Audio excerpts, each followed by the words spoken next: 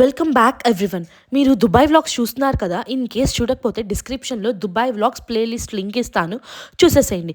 One note, ఎవరైనా desert సఫారీకి వెళ్తున్నారంటే girls must and should scarf అయితే ఖచ్చితంగా క్యారీ చేయండి.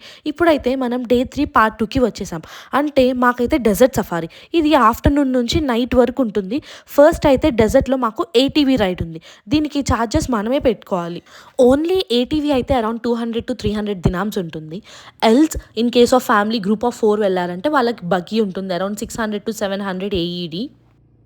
ఒక సెట్ ఆఫ్ పీపుల్కి ఒక వాలంటీర్ ఉంటారు. మనం ఎలా వెళ్ళాలి ఎలా రావాలని వాళ్ళు గైడ్ చేస్తారు. మనకి సన్సెట్ చూపిస్తారు అక్కడ. టోటల్ రైడ్ అయితే ఒక 30 minutes to 40 minutes ఉంటుంది. మనకి మధ్యలో కొంచెం గ్యాప్ ఇస్తారు. అక్కడ మనకి యుఏఈ నేషనల్ బర్డ్ అంటే ఫాల్కన్ బర్డ్ ఉంటుంది. అది మన హ్యాండ్ మీద పెట్టుకొని ఫోటో దిగాలి అంటే 10 to 20 ఏఈడీస్ ఉంటుంది కాస్ట్ అయితే. సెకండ్ థింగ్ అయితే డెజర్ట్లో జీప్ సఫారీ. దీనికోసం మనకి ఎలకేట్ అయిన డ్రైవర్స్కి స్పెషల్ లైసెన్స్ ఉండాలి ఇక్కడ డ్రైవ్ చేయడానికి.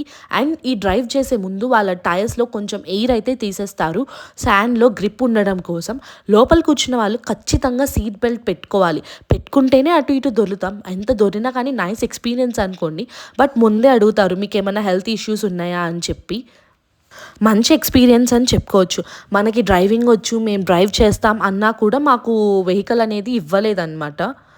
ఇవ్వరని చెప్పేశారు ఖచ్చితంగా. ఈ డెజర్ట్ సఫారీ కూడా ఒక 30 to 40 minutes ఉంటుంది. మధ్యలో ఒక ప్లేస్లో ఆపుతారు, మనం కావాలంటే ఫొటోస్ దిగొచ్చు.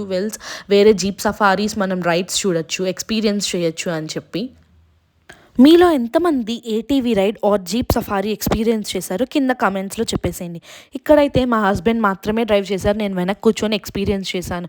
నాకే కొంచెం భయం వేసింది. ఇంకా డ్రైవ్ చేసే వాళ్ళకి చెప్పనక్కర్లేదు, వాళ్ళ మైండ్లో ఎన్ని రన్ అవుతుంటాయండి వెనక్కి కూర్చున్న వాళ్ళ గురించి. ఈ శాండ్లో గ్రిప్ ఎలా ఉంటుంది, ఇన్ కేస్ వాలంటీర్ని మిస్ అయితే ఎలా, అక్కడ సిగ్నల్ కూడా ఉండదు. కానీ ఒక్క పాజిటివ్ థింగ్ ఏంటంటే మనతో వచ్చిన వాలంటీర్ మనల్ని అబ్జర్వ్ చేస్తూనే ఉంటారు. అదొక్కటి నచ్చింది నాకు అక్కడ. జీప్ సఫారీ కంప్లీట్ అయ్యాక ఒక హాఫ్ అన్ అవర్ డ్రైవ్ వెళ్తే అక్కడికి మనకు 4 shows ఉంటాయి. ఫస్ట్ వచ్చేసి camel ride, second belly dance, third వచ్చేసి ఫైర్ షో అండ్ ఫోర్త్ వచ్చేసి డ్యాన్స్ షో. ఇక్కడ మనకి స్నాక్స్ అండ్ డిన్నర్ కూడా వాళ్ళే ప్రొవైడ్ చేస్తారు. విఐపి ప్యాకేజ్ ఉంటుంది, నార్మల్ ప్యాకేజ్. మాకు ఇచ్చిన ప్యాకేజ్ అయితే నార్మల్ ప్యాకేజ్ అనమాట. ఫుడ్ అయితే అంతేం బాగాలేదు. మేము తీసుకెళ్ళిన డ్రై ఫ్రూట్స్ ఇక్కడ మాకు చాలా యూజ్ అయ్యాయి. సాఫ్ట్ డ్రింక్స్ అయితే అన్లిమిటెడ్ ఉన్నాయి, కావాల్సినన్ని తీసుకోవచ్చు. క్యామిల్ రైడ్లో కూడా మీకు వెనక కనిపిస్తే లైటింగ్ విత్ క్యామిల్ ఉంది, అదేమో 100 ఏఈడి. నార్మల్ క్యామిల్ రైడ్ అయితే నార్మల్ ప్యాకేజ్లో ఉంటుంది, దానికి ఛార్జ్ ఏం లేదు. అలానే ఇక్కడ షాపింగ్ కూడా మనం చేయవచ్చు. Dubai sand art, clothing, Dubai traditional dresses వేసుకొని ఫొటోస్ దిగచ్చు. ఇవన్నీ మనం మళ్ళీ సపరేట్గా ప్రైజెస్ పెట్టుకోవాలి. అండ్ ఇది కాకుండా ఫుడ్ స్టాల్స్ కూడా ఉన్నాయి, అవి కూడా మనం ప్రైజెస్ పెట్టుకోవాలి మనమే.